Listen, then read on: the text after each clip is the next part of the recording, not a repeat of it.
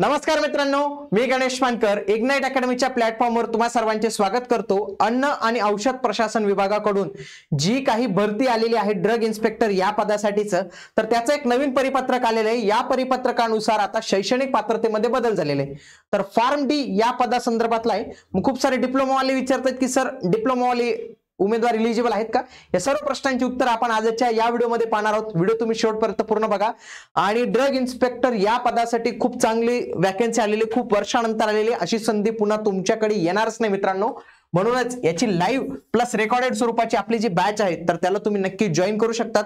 याच्यासाठी उमेदवाराचा खूप चांगला रिस्पॉन्स मिळतोय, खूप चांगली कॉम्पिटिशन असण्याची शक्यता आहे। म्हणून तुम्ही तुमच्या तयारीत कमी पडू नका।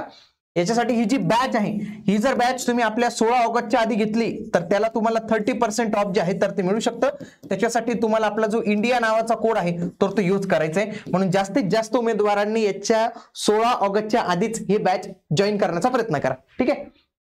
चला तर काय अपडेट आलेले पाहूया।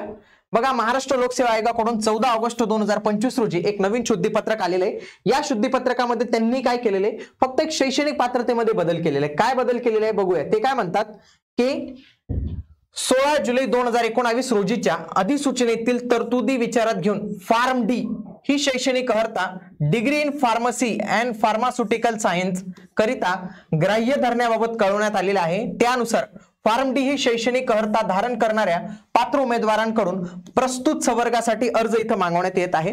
तर त्यांचं काय म्हणणं आहे, फॉर्म डी नावाची पदवी असणार आहे।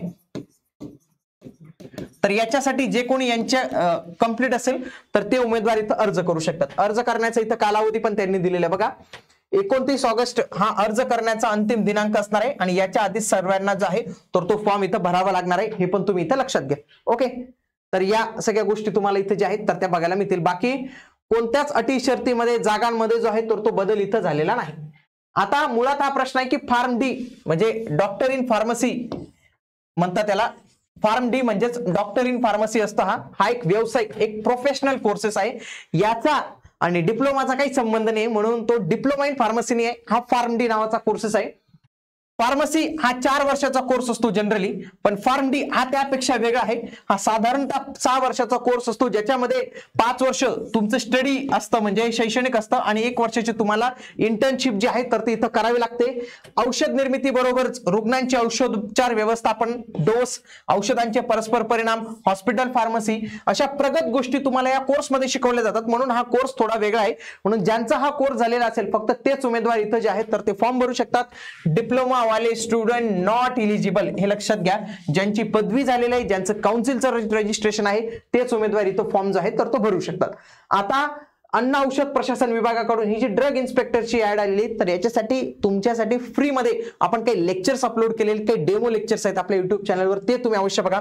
मंगेश सरांनी खूप चांगल्या पद्धतीने लेक्चर्स घेतले, लाईव्ह स्वरूपात ते लेक्चर घेत आहेत, ते लेक्चर्स तुम्ही बघू शकतात। आणि याचा फॉर्म कशा पद्धतीने भरावा, कोणत्या चुका टाळावा, कोणते कागदपत्र लागतील याच्या संबंधीचा मी हा एक व्हिडिओ बनवलेला आहे। तो व्हिडिओ तुम्ही पहिले बघा आणि त्याच्यानंतरच तुम्ही तुमच्या फॉर्म भरण्याचा जो आहे तर तो निर्णय घेऊ शकता।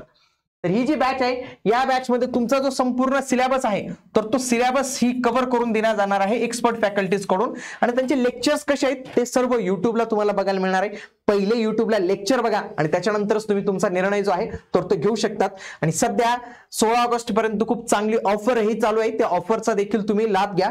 याच्यासाठी इग्नाइट अकॅडमीचं ऍप्लिकेशन डाउनलोड करा, तसेच हा नंबर दिलेला आहे याला देखील तुम्ही कॉल करून सर्व माहिती जी आहे तर ते विचारू शकता। इग्नाइट अकॅडमीचे कोर्सेस आता फक्त एमपीएससी यूपीएससी साठी नाही तर सर्व क्षेत्रात इथे उपलब्ध झालेले आहेत। तुमच्या परिवारात जर कोणी लॉ ची तयारी करणार असेल, एमबीए ची तयारी करणार असेल तर त्याच्यासाठी सीईटी द्यावी लागते, त्याची देखील तयारी आता आपण करून घेत असतो। तसंच बँकिंगचा देखील आपल्याकडे कोर्स आता उपलब्ध झालेला आहे। भेटूया पुढील व्हिडिओमध्ये, तोपर्यंत जय हिंद, जय महाराष्ट्र, धन्यवाद।